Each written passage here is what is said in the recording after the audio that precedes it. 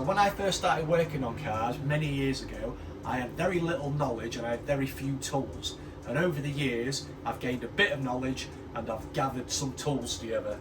And I thought it'd be a good idea to put what I think are the top 5 tools to help you fabricate when working on a car. So let's get into it. I'm Rick and this is Rick's Rust.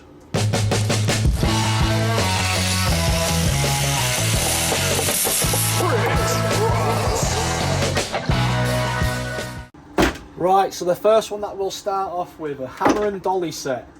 So whether you're a pro or whether you're just a beginner, this is one that you definitely need in your tool arsenal.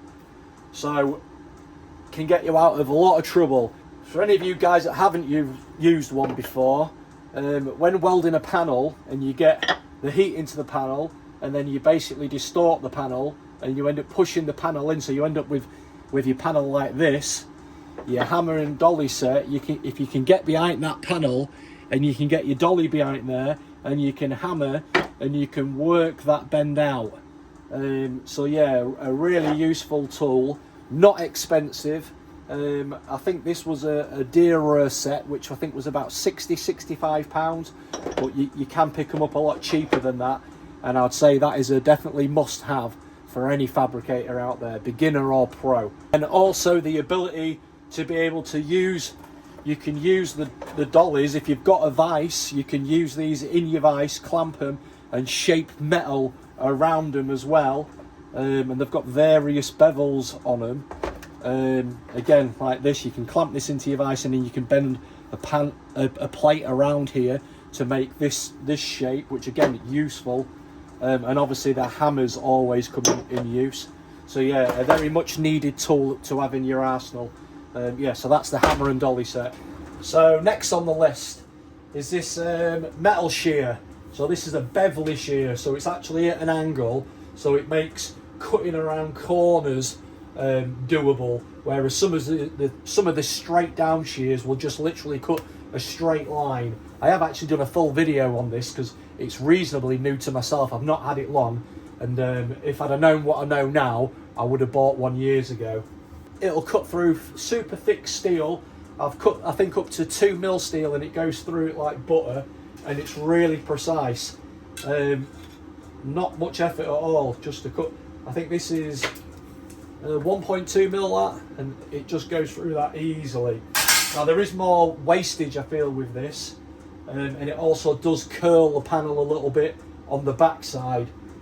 I feel a lot of the positives are the noise. You're not using a grinder, so you're not making this excessive noise all the time grinding.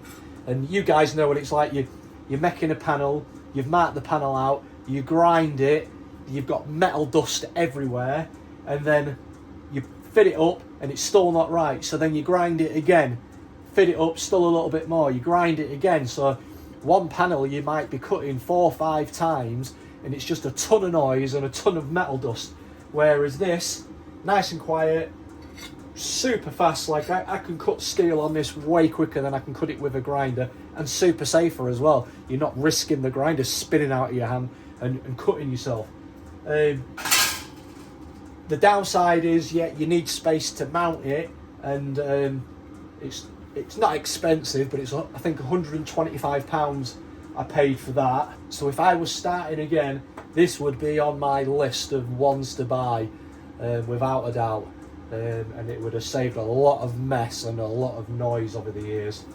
Number 3 on the list, in no particular order, these are just my top 5. So the third one on the list is this metal anvil. So we're not using this like a blacksmith would be using it and bashing down forged steel on it. We're using it just to manipulate panels. So I've just cut this piece of steel to demonstrate. So obviously that's now slightly bent round. So we can use this to get it back flat.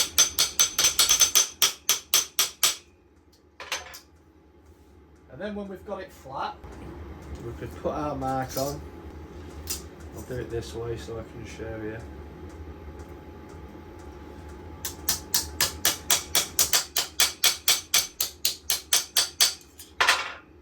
So there we go. We can You can bend your panel around. If your panel's out of shape, you can bend it on it. If you need to bend, I don't know, a bit round a corner, you can use the corner of it and get it bent round like so. You've got the horn on it, so if you wanted to use it to, I mean, I never have mine clamped down because I feel like it's more handy to have the ability to be able to spin it round. Yeah, and if you want to use the horn, you can use the horn to bend material round on it.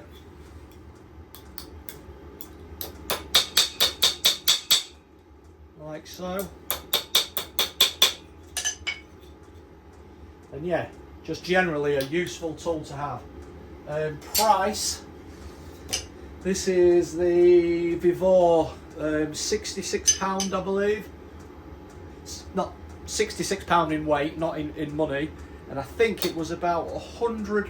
And I mean, I think that's plenty big enough and heavy enough for any fabrication shop really. Yeah, so again, that's another one that makes my top 5. So number 4 on the list is a bead roller. Now I feel this is definitely a tool that you need to have if you're working on classic cars and you're trying to fabricate your own panels and you want to replicate what's there. A lot of these panels have these shapes put into them, these beads put into them to give the panel strength. The panel on its own doesn't really hold much strength. As soon as you put a bead into that, it gives it a lot of extra strength, and it looks cool. So I feel this is definitely a tool if you're trying to do a like for like panel that you have to have. I think mine was from Amazon and I've had this quite a lot of years, and I think it was about £100, maybe a bit more than £100. It comes with multiple dies that you put in depending on what shape it is that you're going for. I'll put some footage up of some panels that I have made with it before to show you, and this is definitely a tool to have if you're trying to replicate original factory panels. I think it's definitely a must-have. So that's number 4. I just thought I'd say the drawbacks with the bead roller is you have to have a vise or somewhere to mount it to use it, but I would like to think that most people who are into this type of thing already have a vise, same as your welder. You're already going to be set up with a welder, a vise, a grinder. They're the very basic tools. So obviously, yeah, you've got to have a vise, and because it's something I personally don't use loads, I just put it in the vise. When I'm done with it, sling it under the workbench out of the way. And last but not least, tool number 5, a shrinker stretcher. So I actually bought this a few years back when I was doing some work on a BMW E28. I could buy the outer arch, but I couldn't buy the inner arch, so I had to make one, and it was impossible to make without this bit of equipment. So basically what it does, as it says on the tin, it shrinks or it stretches the panel depending on what it is that you want it to do. So we can use the piece of steel that we made like the little arch with, the lip. If you imagine that's you're inside a wheel arch, and then this is comes down and it spot welds here to the rest of the arch, and then it all bends round like this. So you can't just get this and hammer this round, because all it'll do is just crease the metal. So this is what this does. So basically, so it's on stretch now, so when you put this in here and you start clamping down on it, it's gonna stretch the panel, which in turn is gonna do this and bend it down, which will make it into the shape of a wheel arch, if that is what shape it is you're going for. It's quite a slow process, like so, and there you have it. So it can bend that steel around like that while still keeping that nice in there, and you don't have any of these creases or anything. So basically it's grabbing the panels, and then as it's grabbing them, it basically grabs the panels, and as it grabs them last minute, it pulls them apart like that. Grabs the panels, pulls them apart, and then the opposite on the other. So you get a die with it. So on the other one, this one, the shrinker, it's obviously doing the opposite. So it's grabbing the panel and pulling it in, grabbing the panel and pulling it in. But yeah, useful bit of kit to have. Not something, luckily for me, most repairs that I've done, I've been able to get the panels sort of like, because obviously it is more for arches and things like that you would use it on. But again, a useful bit of kit to have in your arsenal. Again, I think this was around £130. And the benefit of this is it's fairly light, and again you can just bang it into your vise, take it out your vise, store it away, and then it's wherever you need. It's there for whenever you need it. So there you have it. That's my 5 top fabrication tools. 5 things that I wouldn't be out when trying to make repair panels, or when I'm trying to make a factory looking repair panel. Let me know in the comments whether you agree with me, or whether there's tools that you think should be more up there than what I've picked. Thanks for watching the video, and please hit the subscribe button and give us a thumbs up. It's much appreciated.